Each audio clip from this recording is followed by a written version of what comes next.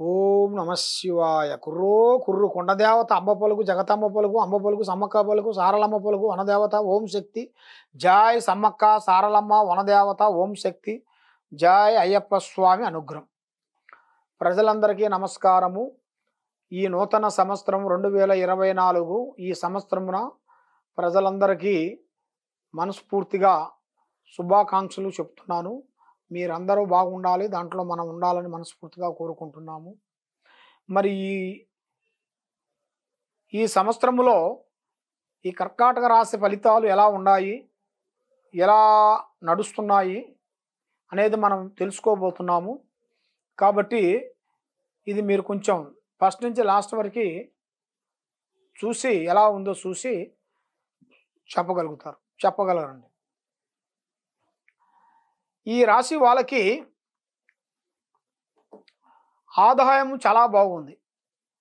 ఆదాయంలో 14, ఖర్చులో 2, అవమానంలో 6, రాజపూజితలో 6. అంటే సంపాదనకి ఖర్చుకి హై లెవెల్లో కనబడుతుంది. రాజపూజితకి అవమానాలకి సేమ్గా కనబడుతుంది. 6గా కనబడుతుంది. మరి ఈ రాశి వాళ్ళకి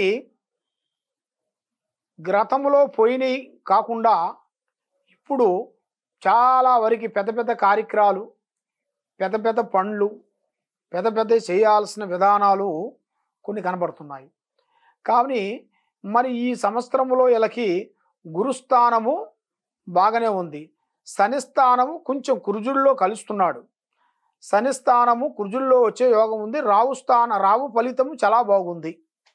మరి వీళ్ళకి కేతు ఫలం చూసుకుంటే ఒక వ్యాపారంలో కానీ, ఉద్యోగంలో కానీ, స్థానంలో కానీ స్థానచలనీయం అంటే ఒక ఇల్లు కట్టడం, ఒక ఇల్లు కొనటం, ఒక ఇల్లు డెవలప్మెంట్ చేయటం, అలాంటిది వీళ్ళకి జాతక బలంలో ఒక పెద్ద స్థాన ప్రాప్తి యోగం అనేది కనబడుతుంది.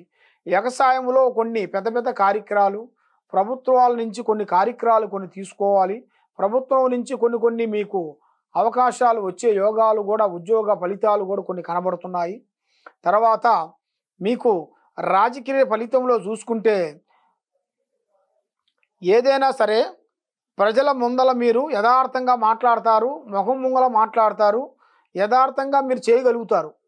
కానీ మీరు ఆ రాజకీయ ఫలితంలో మీరు తీసుకున్న కానించి మీరు యథార్థాన్ని అనేది ఓపెన్గా మాట్లాడితే మీరు ఇంకా హైలైట్ అవుతారు. అనుకున్న పనులు తప్పకుండా పూర్తి చేయగలుగుతారు, పర్వాలేదు. కానీ ఇప్పుడు టయాలు కొంచెం అనుకూలంగా ఉండలేదు. మరి విద్యారంగంలో అనుకున్న విద్య కానీ, ఆరోగ్య సమస్యల్లో కానీ కొన్ని సమస్యలు మీకు అవకతవకలుగా కనబడబోతున్నాయి. మరి మీకు ఆ అవకతవకలు లేకోకుండా మీరు పూజించాల్సిన భగవంతుణ్ణి పారార్థన చేసి ప్రతి బుధవారం రోజున శ్రీ అమ్మవారు సమ్మక్క తల్లి ఆశీర్వాదం తీసుకోవాలి. మీరు బుధవారం రోజున శ్రీ గణపతి పారార్థన చేయండి, గణపతి పూజ చేయండి. తప్పకుండా ఆ గణపతి పూజ చేస్తే మీరు ఏ కార్యక్రమం పోవాలనుకుంటున్నప్పుడు ఫస్ట్ మీరు ఆ గణపతి పూజ చేసి వెళ్ళండి. ఆ గణపతి పూజ చేసి వెళ్తే తప్పకుండా మీకు మంచి శుభ ఫలితాలు కనబడుతున్నాయి. మంచి భాగ్య భోగాలు, విధానాలు అభివృద్ధిగా కావాల్సినవి, వ్యాపార విషయాలు, ఉద్యోగ విషయాల్లో కూడా అభివృద్ధిగా పొందుతారు. మనసులో అనుకున్న ప్రయత్నాలు, ప్లానింగులు, ఆలోచనలు జయప్రదంగా అవుతాయి. కానీ మీకు ముఖ్యంగా శ్రీ గణపతి పారార్థన పూజ చేస్తేనే మీ మీద ఉండాల్సిన ఆ దోషాలు పోతాయి, మీ ఆరోగ్యాలు బాగుంటాయి, మనసు బాగుంటుంది, చేయాల్సిన కార్యక్రమం బాగుంటుంది. మీరు ఏ రూటుకు పోయినా కూడా తప్పకుండా ఆ భగవంతుడు స్వామి మీకు తప్పకుండా మిమ్మల్ని కాపాడి మీ మనసులో అనుకున్న కోరికల్ని తప్పకుండా అష్టైశ్వర్యాలు, భాగ్య భోగాలు, మనశ్శాంతి మీకు తప్పకుండా ప్రాప్తి కలుగుతాయి. కాబట్టి మీరు ఈ కిందగా పోయే నెంబర్ని సంప్రదించి మీరు ఇలాంటి సమస్యల్లో నుంచి ఎన్నో సమస్యల్లో మీరు బాధపడుతున్నారు. కాబట్టి మీకు ఎలాంటి సమస్యలు ఉన్నా కూడా ముఖ్యంగా ఈ సమస్యలు ఈ రాశి వాళ్ళకి స్త్రీ వల్ల కొన్ని సమస్యలు ఎదురయ్యేట్టుగా కొన్ని కనబడుతున్నాయి.